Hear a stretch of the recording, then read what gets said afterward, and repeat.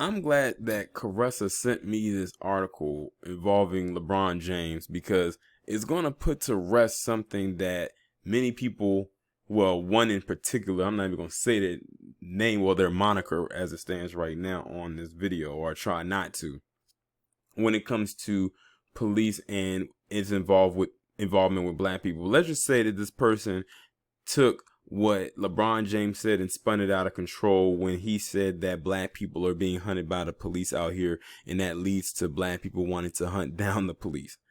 So LeBron James recently came out and said that violence against cops is wrong, and so is police brutality. So he's basically saying in his own words that both things are wrong. But I'm going to go ahead and read this article. LeBron James is adamant he condemns all forms of violence, including violent acts of revenge against police officers. Following the Lakers' Game 3 playoff loss to Denver Nuggets, LeBron was asked whether he believes the spotlight he put on bad cops and police brutality incites violence against law enforcement. Well, let me just say this. The fact that he put a spotlight on bad cops, and if that leads to people going after bad cops, I, in my honest opinion, don't see what the problem is. Because we don't have to have a spotlight put on us for them to just come after us. History has shown that over the decades. And at the end of the day, people are going to do what they want to do. It's not like he's telling people or sending a dog whistle out there for people to go after them.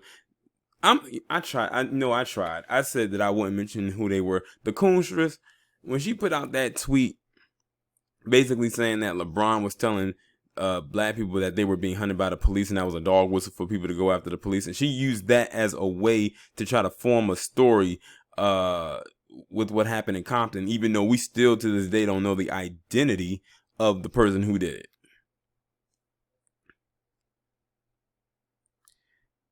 And this is a tweet, well, a response that LeBron gave. He said, LeBron James to Tania Ganguly on the framing that his position on police brutality incites violence against police. I've never in my 35 years ever condoned violence. I do not condone violence towards anyone. That's not going to make this world or America where we want it to be. But I also know what's right is right and what's wrong is wrong. And I grew up in the inner city in a black community in what we call the hood or the ghetto, however you want to picture it. And I've seen a lot of counts firsthand, a lot of black people being racially profiled because of our color. LeBron has been very outspoken about several high-profile police-involved shootings, including the shootings of Breonna Taylor and Jacob Blake. Many political pundits have suggested the narrative James is pushing puts cops in danger. While James made it clear he doesn't condone violence and understands there are good people in law enforcement, he also said he has personally witnessed cops racially profiling and improperly treating black people. And there lies in the issue that they have. They are more upset that LeBron James calls out police brutality because they claim it's going to incite violence against the cops, even if the cops that he's calling out are the ones who are doing the brutalizing of people. They would rather he, as Laura Ingraham said, shut up and dribble. Because they know that him saying stuff like this has influence because of who he is. There's nobody on this planet who I don't think doesn't know who LeBron James is.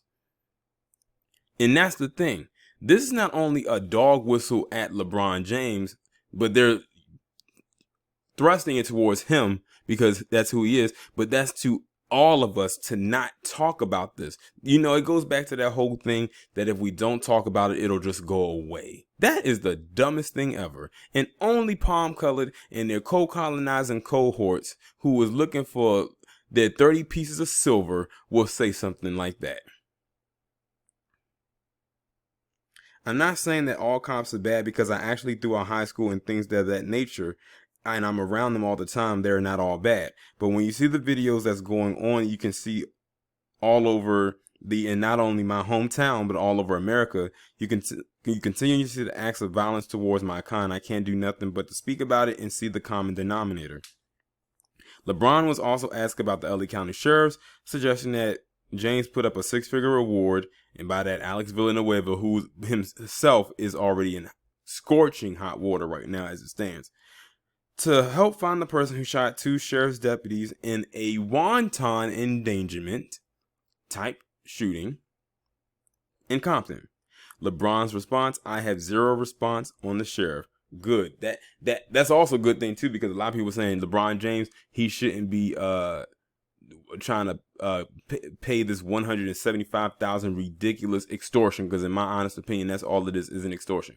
So there you go. LeBron James came out of his own mouth and says that he does not wish any violence to these cops, but at the same time, he knows police brutality is a wrong thing. And these idiots out here would rather he would have just stopped at the violence against the police is wrong and leave out the part about police brutality, because they have no problem with police brutality, because they know for the most part it's not falling upon them. But you know what's interesting is you have seen and heard stories from myself or from others of PC shooting at some of these cops and injuring and or killing them, and they are completely quiet when that happens. Notice mainstream media, really quiet as it's kept, is not even really talking about what happened in Compton anymore. It's like that one went dead. When they found, it's almost like they know it's not a black person. They want it to be, but they deep down know it probably isn't. Because if they really wanted to catch that person, they would have been caught them. They catch so-called everybody else. When it comes to quote unquote Chicago violence every other weekend, they've managed to put out these fluff pieces, but they can't find one person who shot 2 people. Even though on camera, it clearly shows them shooting into a police vehicle. Make it make sense.